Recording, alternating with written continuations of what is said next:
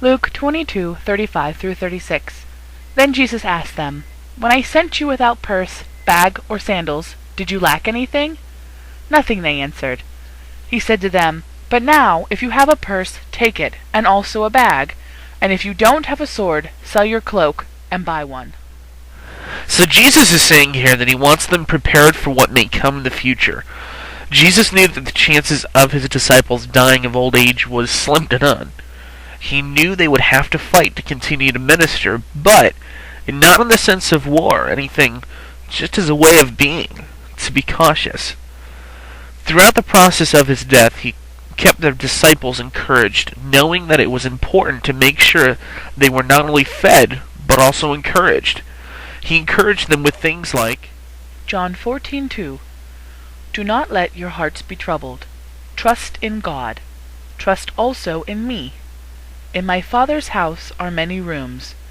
If it were not so, I would have told you. I am going there to prepare a place for you. And if I go and prepare a place for you, I will come back and take you to be with me, that you also may be where I am. Jesus says there are many rooms in my Father's house. He's saying there's plenty of room for all of us. In fact, they've already been built because our Father loves us. All throughout the time of Christ, we see encouragement, growth, and hope for and with the disciples. If we are called to be Christ-like, then doesn't that mean take example from Christ and follow the things that he does? If we do, then that means we encourage each other, give each other hope, and help the growth process. I like the verse that says, Proverbs 27:17. As iron sharpens iron, so one man sharpens another. Doesn't that give you a wonderful visual? One Christian taking time out of their self-made busy day to help their fellow Christian? Let's look at why we need encouraged. Whether it is through a trial in our life or maybe a problem that presents itself elsewhere, we are still forgetting one thing. We need to encourage our fellow Christians in their walk, even when it looks like there isn't anything major going on.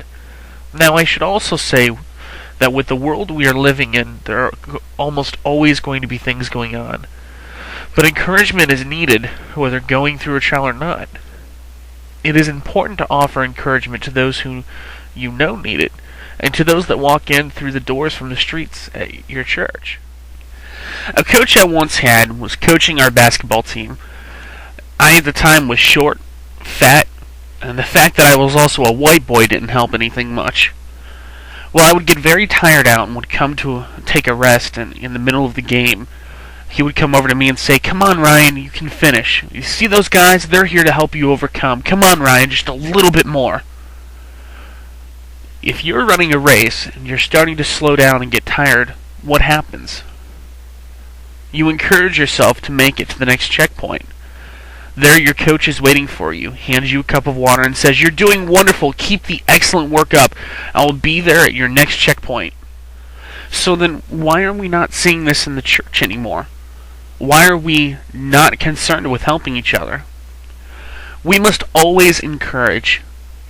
Let's look at what we were saying a few minutes ago. When Jesus said he wanted them to be prepared for anything that may happen, we as Christians also need to remind our fellow Christians to put on the full armor of God and also encourage each other to keep it on at all times. When was the last time you told someone, anyone, to be prepared? I once was told, "Ryan, you must overcome through endurance and, at times, must provide your own encouragement as a young Christian because all your friends are going to be at a different level than yourself." I was not sure what he meant until I matured a little bit more and realized that no one around me understood things at my level, and that I would be the one to give out encouragement versus receive it. Sometimes we are called to encourage instead of be encouraged. Sometimes the biggest encouragement is when a friend is able to overcome because you encourage them and help them through their biggest obstacles in their life. What kind of blessing are you being in fellow Christians' lives? Are you going the extra mile to maybe take that extra dollar in your pocket to take someone out for a cup of coffee? Sitting them down and simply telling them it will all turn out good and they will be better in the end? When was the last time you invited someone over for a meal just because they looked like they needed a friend? I was once a part of a church where I was told that I didn't look approachable because I looked like I was upset. But hold on a second. If someone looks like they're going through tough times or through things, then wouldn't that be more of a reason to be a Christian and approach that person and talk to them and be an encouragement? But wait, we are too stuck in our ways to want to make an effort to reach out to someone.